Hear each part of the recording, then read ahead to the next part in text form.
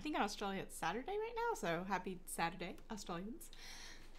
And we're about to get started. So we are continuing with the project we started last week, which I know I haven't uploaded to YouTube yet. It's on my to-do list. I've been very busy this week. So our project that we started last week was reproducing the figures and the analysis of this paper, Shy the Character Limit, Twitter Mood Predicts the Stock Market Revisited. And this paper was a failure to reproduce. No, the paper itself wasn't a failure, but when they attempted to reproduce the results of an earlier paper, they were not successful. So I am reproducing this reproduction study. And we already got started last week using the code from this GitHub repo, Beware of Geeks Bearing Tweets by Shabby Chef, who is one of the authors. It is Stephen Pav, I believe. And I've gotten a couple questions from people on how to find your data sets, or rather your notebooks, once you've started writing them. And they are all, if you go to your profile, let me zoom in a little bit so you guys can see a little bit clearer. And then you go to kernels, you can see all of your work, and you can see that a lot of my kernels here are sort of private. They have a little lock symbol. Oh, also, the data cleaning challenge in R is starting next week, which is why I've been so busy this week. I'm getting together all the materials and making sure everything's good to go. And I'm always shocked at how long it takes me to prepare the materials for those. But I was doing spell checking today, and I realized that the first notebook is a little over 3,000 words, that's a hefty amount to write. That's what, a single spaced page is 500 words, so that's,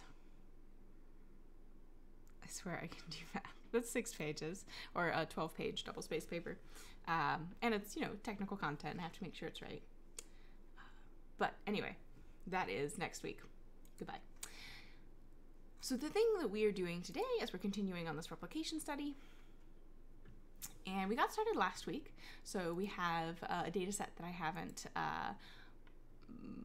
what's the word I'm looking for, done the documentation for yet. That is this .txt of a .csv. That is the date, and then some of the summary sentiment scores, and then also information on the I think it's the Dow Jones Index, the money words, finance words. I am not a finance person, but I am an NLP person. So if I say something dumb about finance, as I did last week, please don't hesitate to let me know about it. I would appreciate the assist there. So we were copying and pasting, basically, the parts that we could do, because we don't have access to the raw Twitter data. That would violate the Twitter's terms of service, specifically the developers agreement. And that has changed recently, but the authors got these tweets under the old developers agreement, so they can't share the raw tweets. And I am hoping to be able to share the ID numbers of the tweets so that people can go and scrape them themselves if they have access to the Twitter API. But we were looking at I think script is what we were looking at. Yeah, it is. I'm actually going to leave myself a little note so that it can make a little easier for me to resume this next time. Code from the script.r.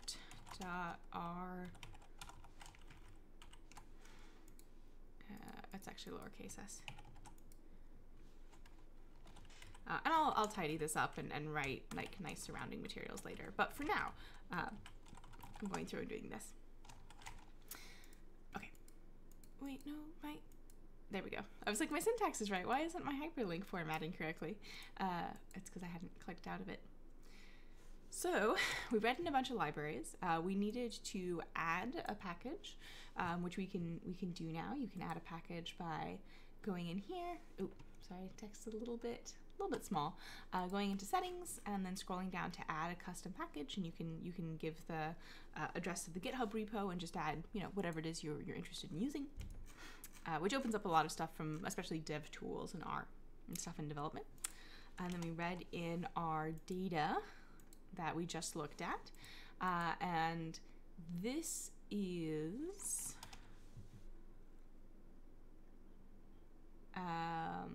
I'm trying to remember what we said last week. I think I should go through and comment this code. I think that's the thing that would be the most helpful for me. Because if you look at the original code, there's not a lot of comments. But I think it will be useful for me when I go back to be able to see what I was thinking about. Because as I'm looking through now and thinking about what we did last week, and of course I had that recorded, but if I were just like working through my own data flow, I wouldn't necessarily just be recording everything I did. That's a little bit unusual. Yeah, so I think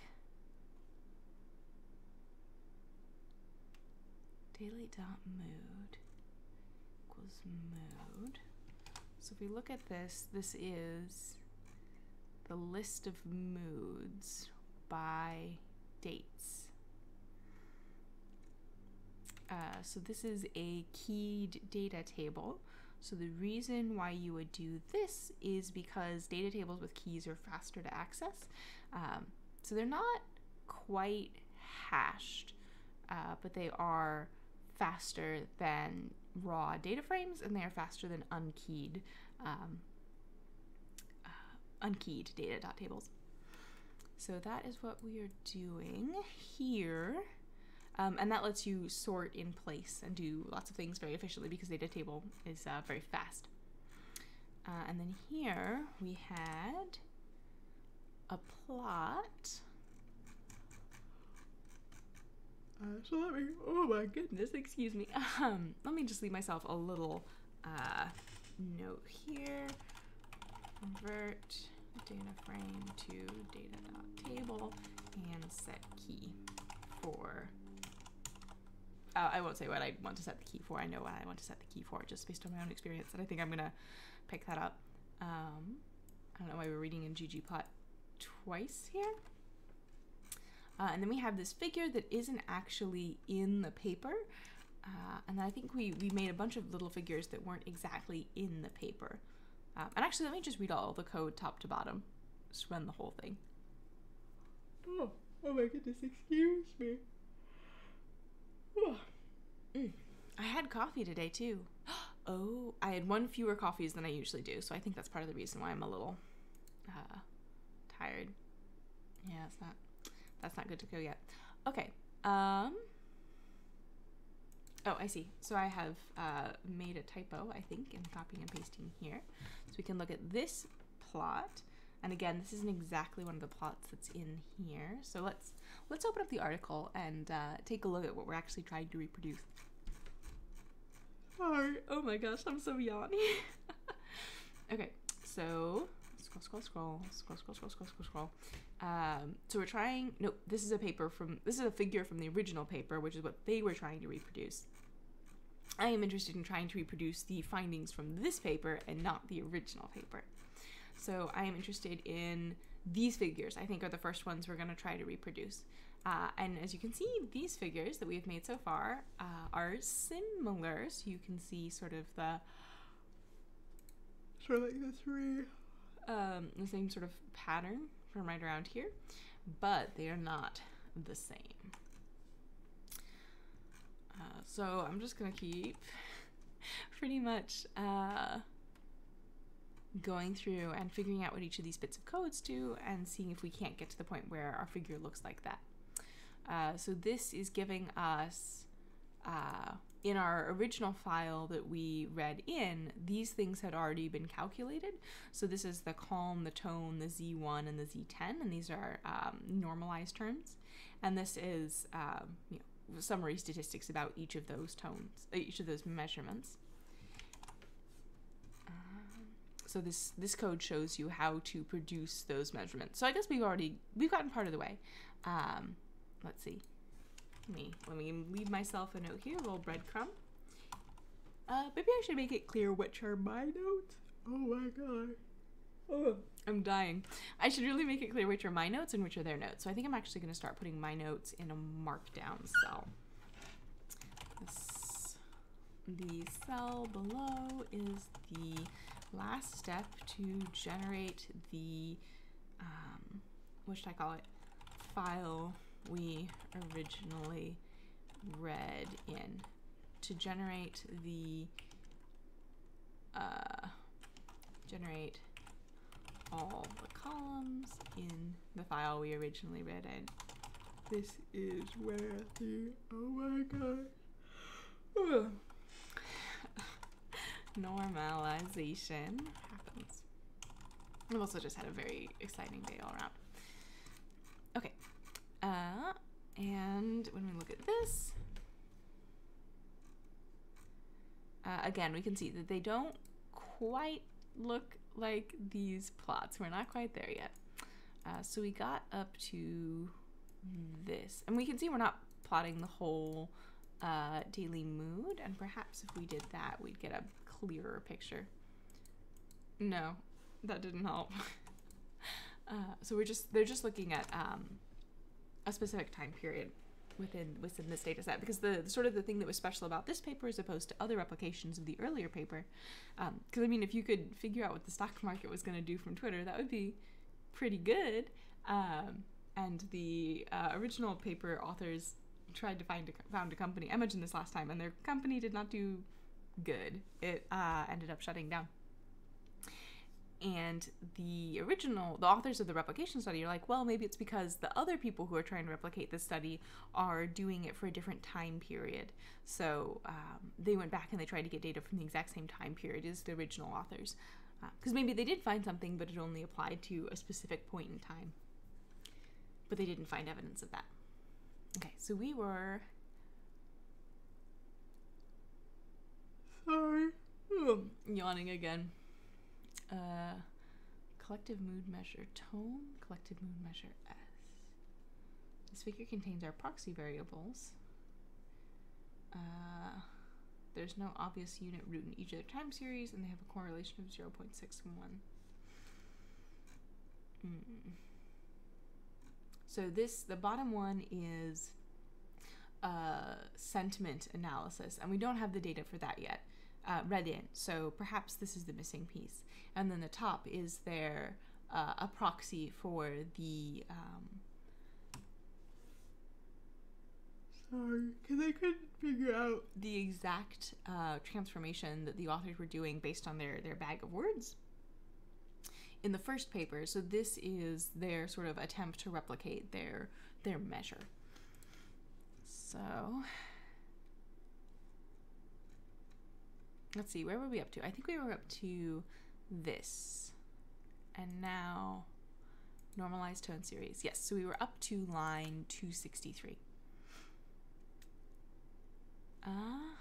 I don't think this is gonna work. Merge will not work on DJIA because it is both a zoo and XTS object. XTS overrules the zoo class on merge, which causes problems throughout. Thus, we reclass the relevant DJIA time series as a zoo object. I don't think we have... This looks like a data file to me, and I don't think we have it.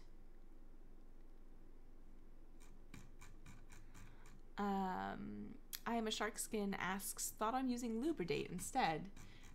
Yeah, if I can't do this with their... I should see if they use it. Yeah, they don't. If I can't do this with the sample code they provide, yeah, I'm probably going to use Lubridate. Because it is possible, looking at this figure and then looking at our figure, it is possible that this is by month, and we have sort of values from different years plotted over each other. I think that's probably unlikely, though. Because the x-intercept should be... Oh my gosh, I'm so sorry.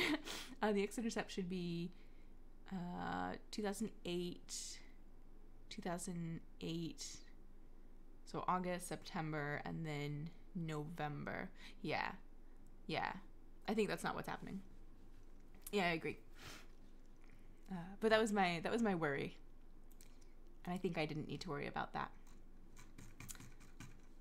I'm going to see if I can find this let's open it in a new tab. DGIA object that they were mentioning, although it's, let's see, DGIA? Okay, here we go. So this is the first time this is referred to. I don't know what this is, this DGIA. Maybe it'll just work. Maybe it's built in with one of the libraries they're using. Let's see if I can just get this to work. So the last paper I replicated was in a Jupyter notebook, and it was much easier for me. Okay. What? I also am not super familiar with the like very nitty-gritty part of time series modeling in R, being again not a finance person. What does this say? Git symbols is currently used. Blah blah blah blah blah. Error in curl. Oh, okay. That would make sense. Maybe like I'm a Shark Skin says, I have a feeling DJIA is a stock. Maybe like Dow Jones Industrial Average or something. Like Apple for Apple. Yeah, that makes sense. And we're not going to be able to get it because this particular error, we are getting error in curl download, CU temp, handle equals H. Timeout was reached, resolved, timed out after 10,000 milliseconds, trace back, blah, blah, blah. We're not going to be able to download anything because currently kernels, this virtual machine compute environment we're using, Dow Jones Industrial Average. Thank you. So currently the computing environment we are using does not support, like it doesn't have an internet connection, right? So if I want to download something from within my kernel, I can't. Sorry, C-plane.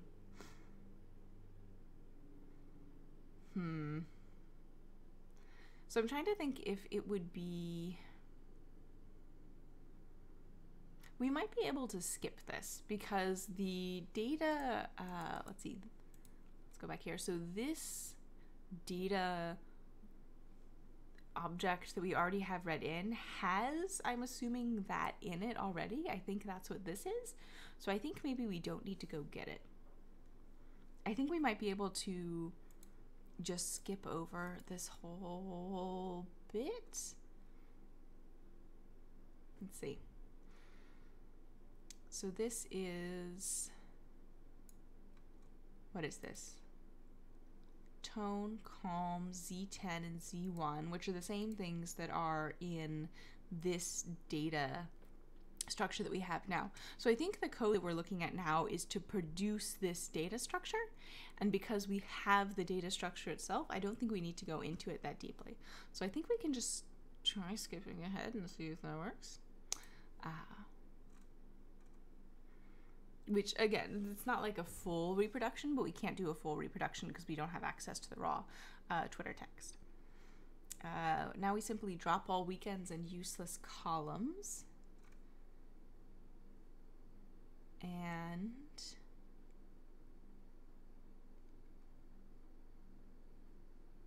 full sample training set. First, Dow Jones Industrial Average, difference particle autocorrelation.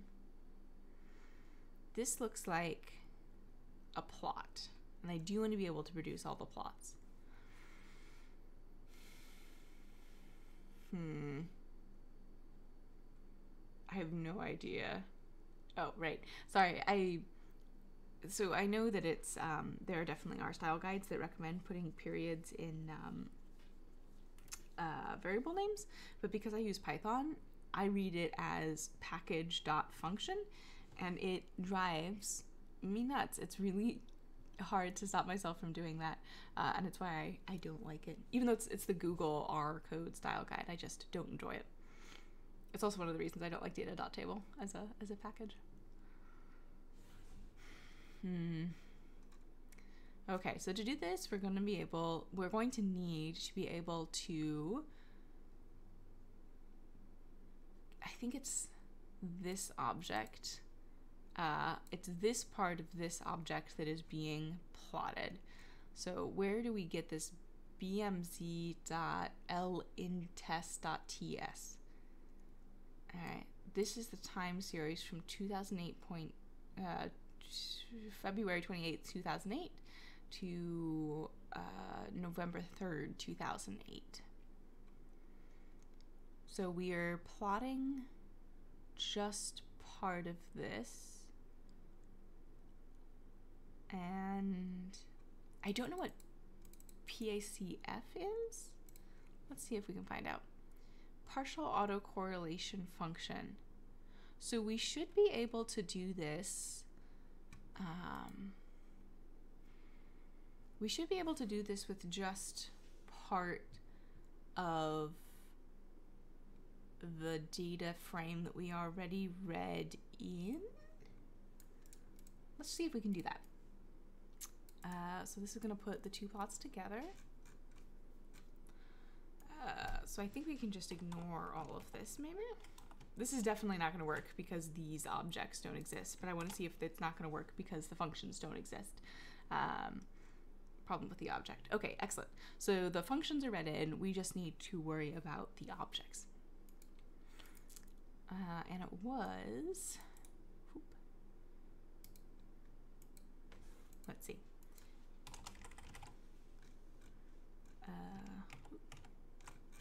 I went up accidentally hit some keyboard shortcuts and went up a cell. Scroll in. So what I'm gonna wanna do is, these are,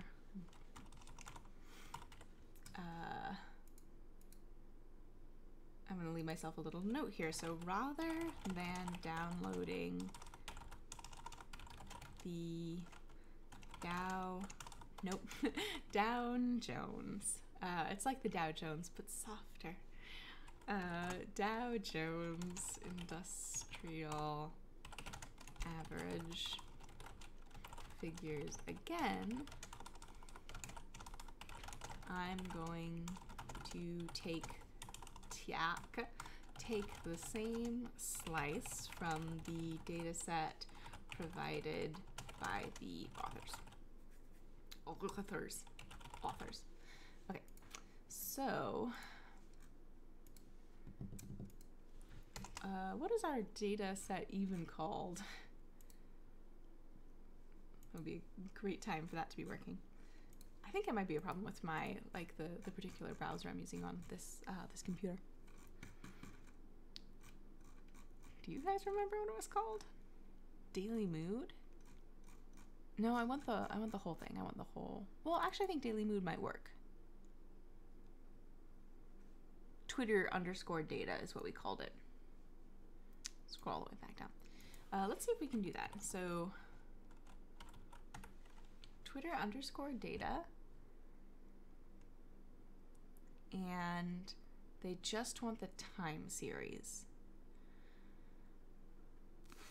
Okay, so what does the time series look like? Do I need to make this a specific time series object?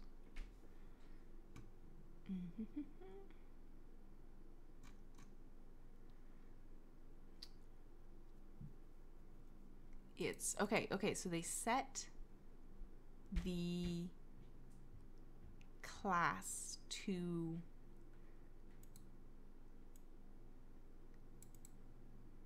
no, they're getting the class. So this is getting the type of the object that this is. So this time series object that's being returned from whatever is get symbols. Probably quant mod. That sounds like a quant mod thing.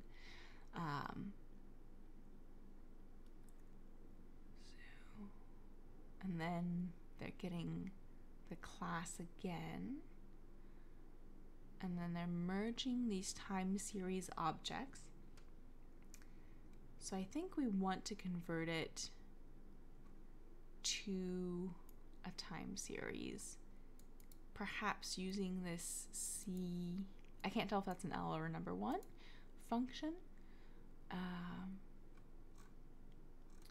.ts. So is that where we're getting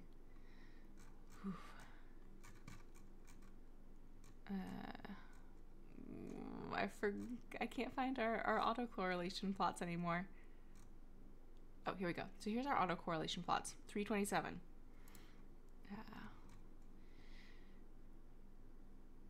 So we're using this BMZ lintest.ts object, which is a slice of full sample.ts, which is itself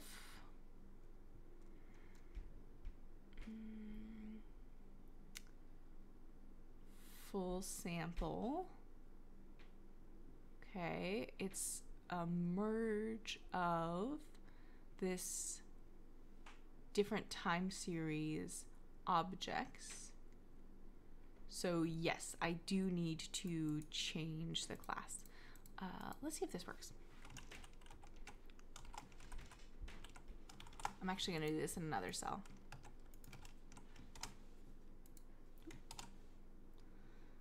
Subscript out of bounds, no column name containing close.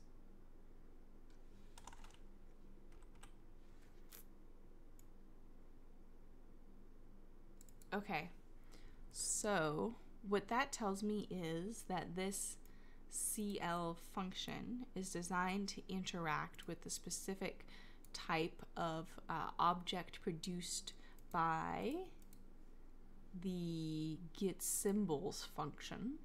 So this is going and getting the information from some sort of website or some sort of API endpoint. And when we create an object here, we can get the portions of it. So there's another function that works on this type of object that can get the data at the close, and they are turning that into a zoo. So instead of using this close function, I think I can pass it that. Let's see if that works. Okay, we got a bunch of NAs, but I did not get an error, so that's good. And I think from here, I can do this.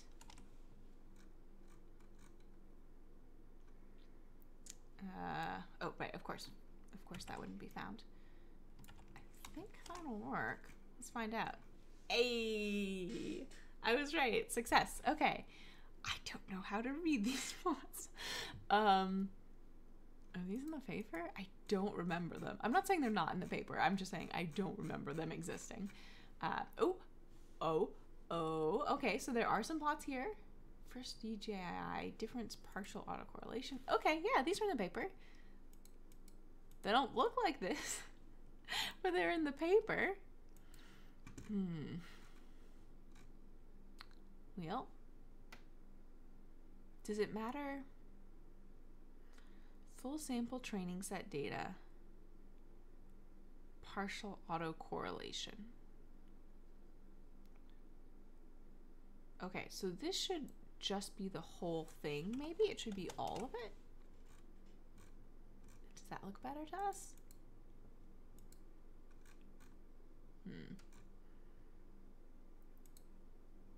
Not really.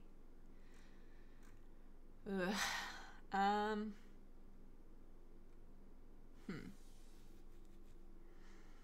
Since the first and fourth lags exceed the bounds, we have statistically significant evidence in both data sets that the differenced time series is not independently identically distributed. Okay.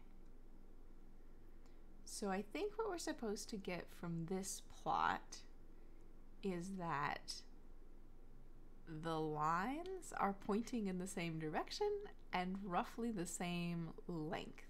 So 1 and 4 here are both outside the lines, and 1 and 4 here are both outside the lines.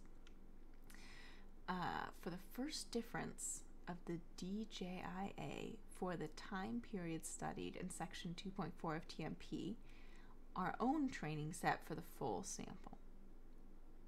Okay, so what they are showing here is that because the lines are pointing in the same direction and have approximately the same magnitude, that these data sets are pulled from the same distribution, probably. So that is roughly what we're getting here. These do look the same-ish to me. This little bit here around 12 is pretty different, but up to 10 they look to track pretty closely.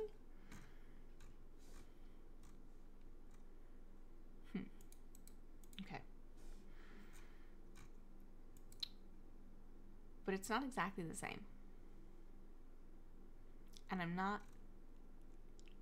Is it because we have different dates, like slightly different dates? Because they have 2007 July to 2008 December, and I don't know what our dates are.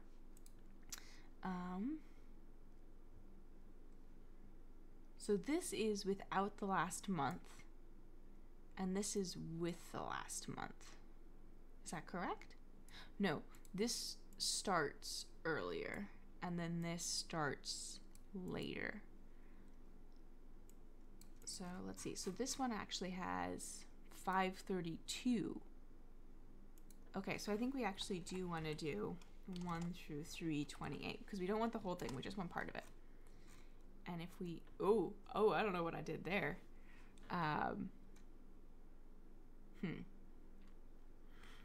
So, Chato, I'm trying to figure out why these plots here don't look like these plots here. And I'm not sure why. Yeah, they definitely look different. And this one is getting all just very different from this one. Because the other thing is, so in this paper, these two plots look the same. So, okay. The first difference, and then from their sample. So this is actually from the original paper, and this is from their paper, and they look the same. I'm not entirely sure how they got this, though. It is possible that I have not looked far enough down the script, and we should just keep going, and eventually it'll all work itself out. And for now, I'm going to go ahead as if that were the case. I'm not entirely sure where the overlap is, like where these two data sets line up, because I don't have the information available to produce the data set to have the same data structure at the same point as they do.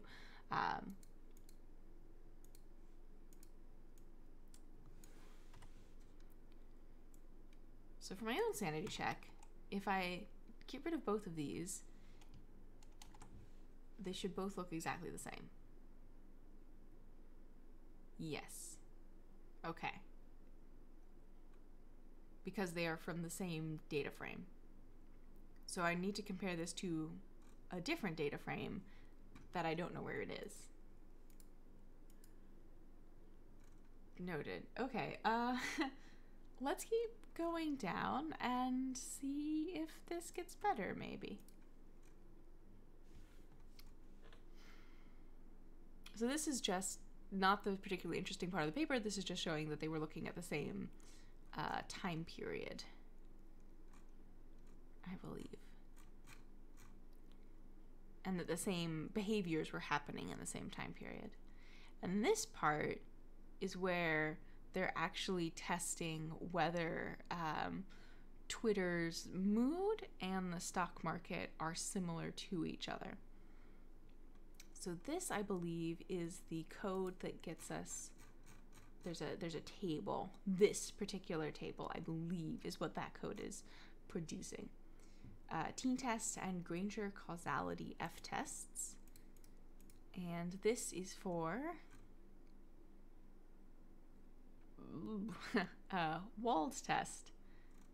Wald test. I don't know if that is a Granger causality F-test.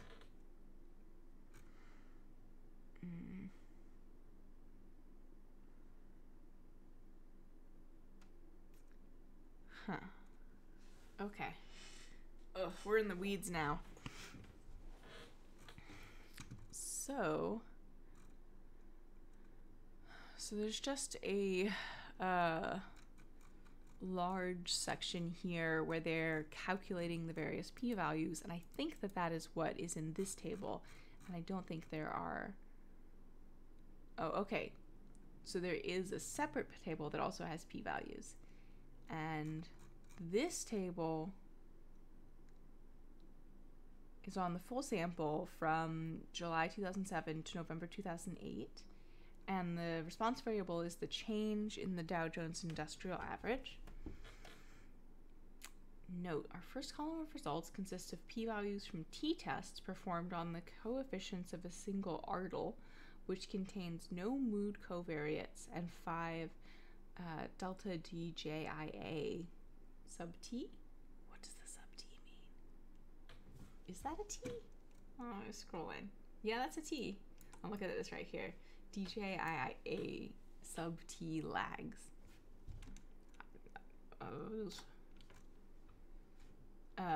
I'd guess that means time point?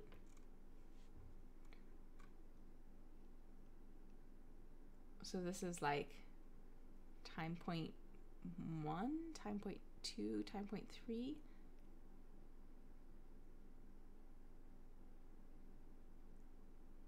So this would be the tone at time point 1.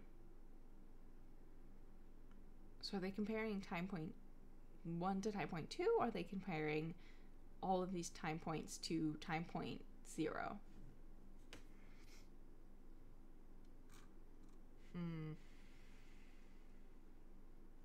All right, let's keep reading. So one thing that would make my life easier here is if it were clearer which code corresponded to what parts of the paper, because so when we were doing the sort of like the time series plots, there's a lot of time series plots in the paper. It's not entirely clear which time series plot correlates to which code chunk, and since they don't look the same, it's clear to me that there was additional sort of like plot prettifying that happened somewhere else, or that I haven't come across yet in this particular file. It would also be really helpful for me if there was a distinction between sort of like the pre-processing and then the analysis, because there is a script called pre-processing. Let me see if I can get to it. And it seems to be doing mostly the sort of the text of getting the text analysis, basically the sentiment analysis. And we can't do these. We can't replicate this part of the study again because we don't have the raw tweets. But then there's also a lot of pre-processing that happens in the analysis script, which is this one. And it would be really helpful for me if these were separate, because we spent a lot of time trying to figure out how to do the pre-processing since we have a data file that is the result of the output of all the pre-processing, we don't need to. It's not as important. Oof. Okay.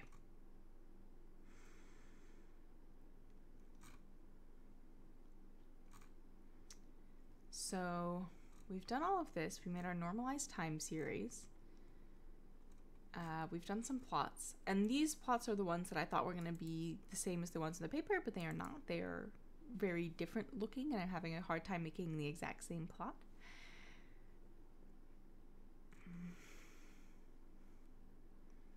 Read in an extra day for differencing. And this is where we started to run into problems because we couldn't easily get data from this this API. We don't have internet access, so we couldn't go and grab this data.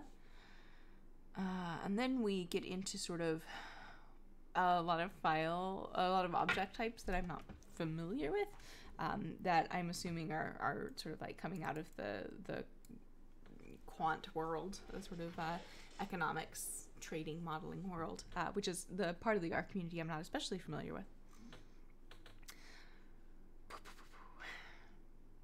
I don't know, when I read this paper, I thought there was going to be a lot more text processing and a lot less of this stuff, but yeah.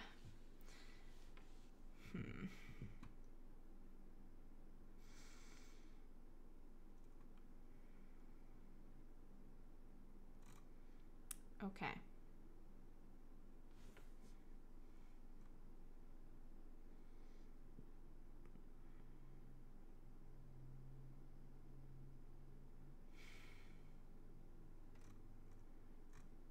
Trying to figure out where to go from now, because the so all of the significance testing is done on this BMZ lintest.ts object. We don't have like a good copy of it. We have this. Let's see. This, where are we? Oh, I'm in the same script in two different places. So what we have is. Oh no, this is a this is information on the data frame that we have. The data frame that we have is here, and this is the only data that we have. Hopefully we'll be able to get access to the tweet. What am I looking for? Numbers, the tweet IDs. But so far we don't have it. So this is all the raw data we have. Oh my gosh, excuse me. And because we can't go through all of their pre-processing steps, at this point where they have this data structure that they're continuing to use throughout, I don't really know what that looks like, or what it is, or how to get to it. And it's not documented very clearly. So that's a little bit of a problem for me, because it is this data structure, particularly this lintest.ts and this bmc.lintest.ts, that are being referenced further on down in this significance testing.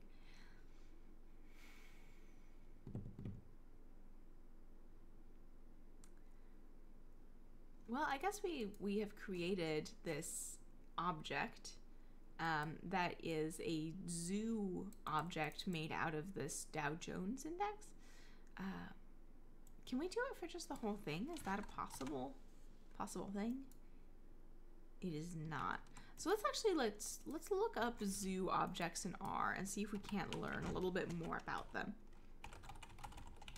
because they're not something I'm super familiar with, and I think that would be helpful for me to understand more of what's going on under the hood. Daily financial data. Okay, that's what we have. That's what we have in this, where is it? This script has, not very pretty because it has a .txt at the end, even though it's a CSV. So it's, oop, nope, come back. So it has, it's not pretty formatting. Okay, well, it wants to be away. It wants to be hidden, and I guess we'll respect that. So it's got the daily financial data. So there's nothing a priori that makes me think that we can't have it. Okay. We can't have this as a zoo object. Read.table and associate functions can be used as usual, with zoo being called subsequently. Okay, that's what we're doing.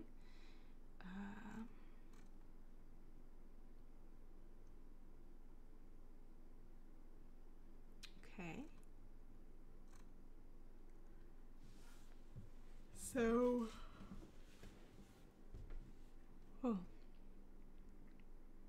okay, so zoos can have multiple columns.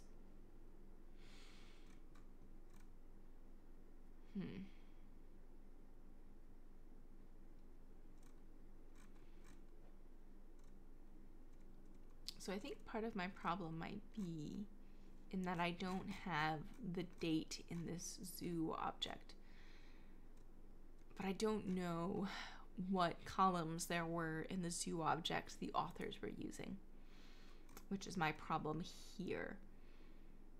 because so they take everything out of full sample.ts, which is, and I know I already did this. I'm trying to get the understanding of what's happening in my head so that then I can make it into code. So they have this full.sample.ts object, and they're taking parts of it. This looks like a vector to me, because they're just slicing it, and they're only giving one direction to the slice. So this should actually just be a column. So this object doesn't, unless the dates are, so sometimes in R you can have a data structure where each item in the data structure has a name, and it is possible that the dates themselves are the name of the different parts of the different items in this data structure. That's how they're being stored, and not as a separate column called date, which is what I would do. But if that's the format that all of the other functions that we're going to be using further on down expect, then we can't just go changing the structure willy-nilly to make more sense to me. Woof. Wow, I'm out of brain, guys. Okay, persevere and keep pushing on through. And the autocorrelations worked. Okay, no, there has to be more than one column, because there's this DJIA column, and then there's the D.DJIA column. So it can't just be that we have two columns. So it can't just be that we just have one column. There have to be at least two columns. Okay, so where does this D.DJIA come from? Okay, it comes from this full sample. So it's the difference of this. And then read Sue, daily mood. Oh, daily mood we have.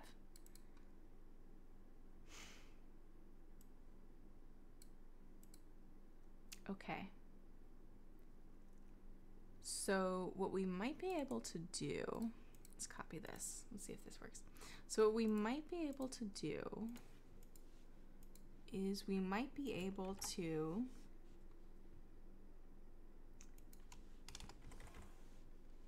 instead of saying that this is lntest.ts, we might be able to say that this is dgaia.ts. No, and they like to use index vectors of different classes, integer, date. Isn't, okay. What if it's not a zoo? What about that, huh?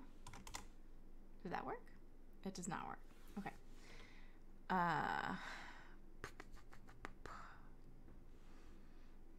Error in fix.by, by.xx. By must match number of columns.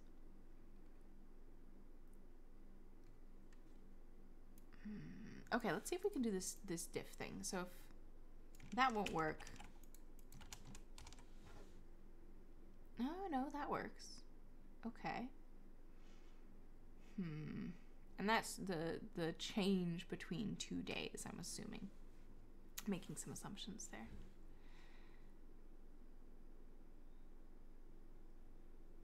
Okay, so if that's the change in 2 days, and this is tgia.ts,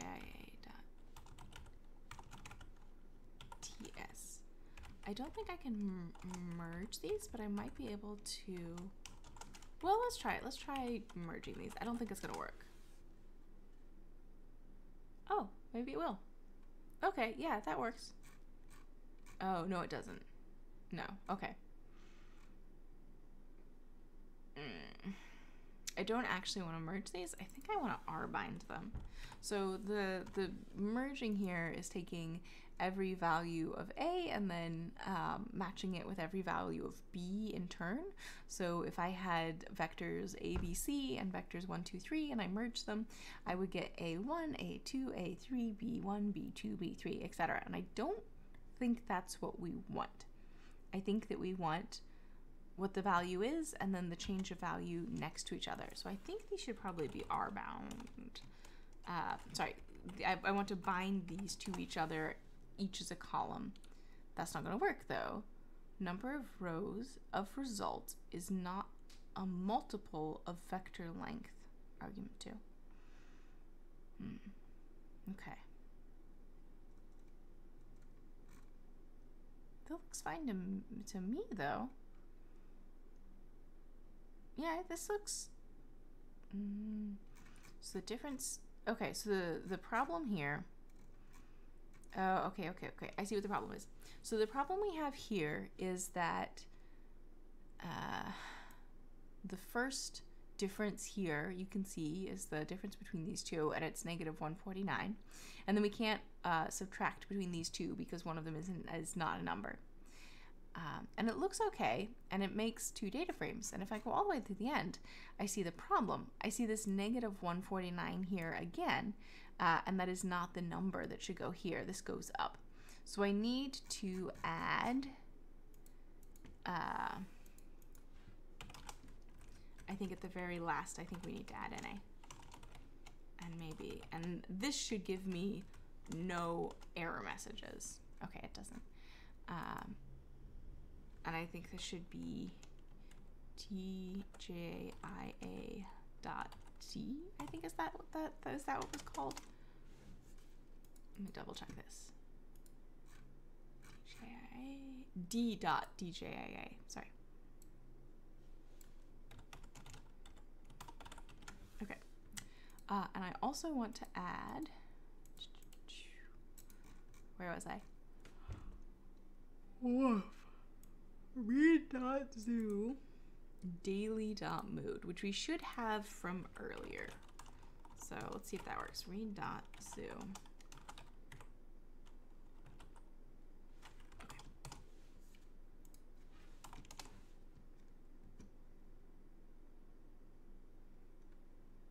Index vectors of different class, integer, date. That looks... Doug, that looks okay to me, though.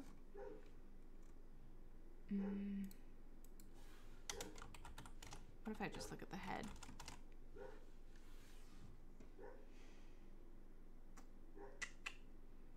Well, that didn't. What if I don't call it? What if I don't change it to zoo? What then? Yeah, okay, that looks way better to me. Okay, I think this will work. Famous last words. I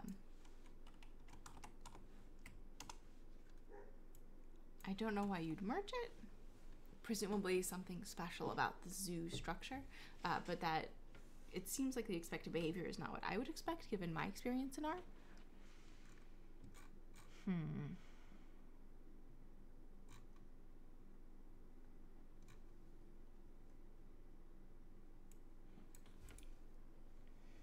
So let's see if this works.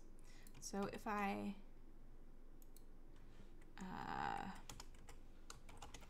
try to, let me do this in a text cell so that I know that it's me and this isn't the author's. So I'm going to try to recreate the original object using the data we were given. See if that works. So let's try that. Okay, no errors. Good first sign. Now let's see if we can, instead of doing this bit where we just try to make something up, let's see if we can use their code now.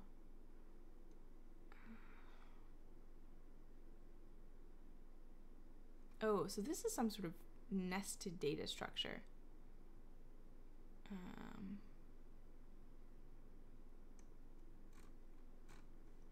Let's see if this will work though.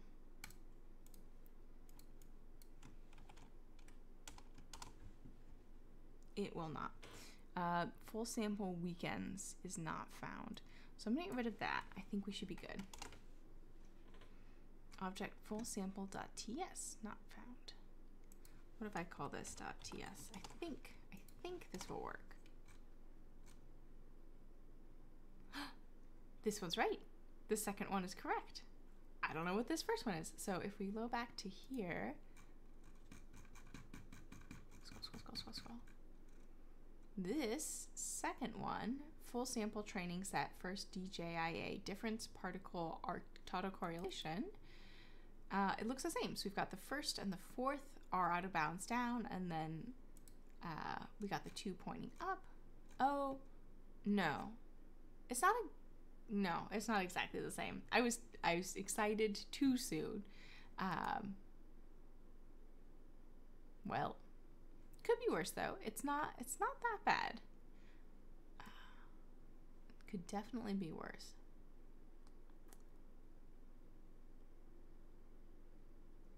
I don't know what this big one down here at the end is. Maybe I should be worried about that. I don't know what's going on with that necessarily. And it's because I don't have access to the full data, I can't just like run everything and find out if my stuff looks the same as theirs at this point.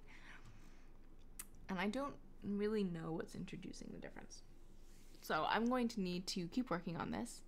I think next time I should really focus on the autocorrelation plots, and potentially also the, let's see if I can find them, the sort of pink looking changeover time plots as well. So if I could get this one, that would be amazing. If I could get this one, that would be amazing. I think, oh, this we have. This we did. We made this. We don't have the augmented Dickey-Fuller augmented, wow, it's really small. Let's zoom in. We don't have this. We don't have the augmented Dickey-Fuller test p-value, but I think all of these we already have. I think those were printed out up here a little bit.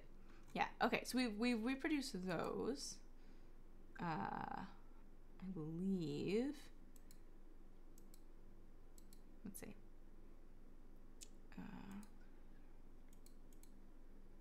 Yeah, okay, so we've reproduced some of the plots already. So we did that, not the plots, the charts.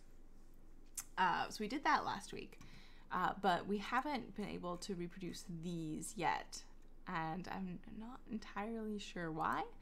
And I'm also a little bit concerned because they're going off the bottom, which is surprising to me that would happen.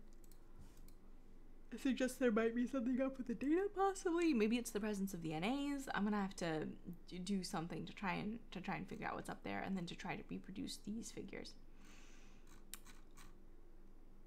Yeah, and these I haven't done yet. So this is what we're trying to do here. We're trying to get the full sample, the linear test subsample. I think that's what the this variable name probably means. This LINTEST. I think this is probably the linear test subsample. And I'm not entirely sure that this is the correct subsample given the data set that we have. So this section is here. And then the test for using the predictive power, which is November 4th to December 31st, and that is this test.ts. So I'm not 100% sure that we correctly got the same output that they did. And I'm going to need to go through, I think, and compare. Anyway, I don't know. This type of work is just always very slow and painstaking, and I feel like we made some progress. I feel like I have a better understanding of some of the challenges. I'm also just, wow, very, very tired. So I'm gonna call it a day here. It's 5. Thanks for sticking with me, guys. We're gonna continue on this, and gosh darn it, we're gonna finish it, heck or high water.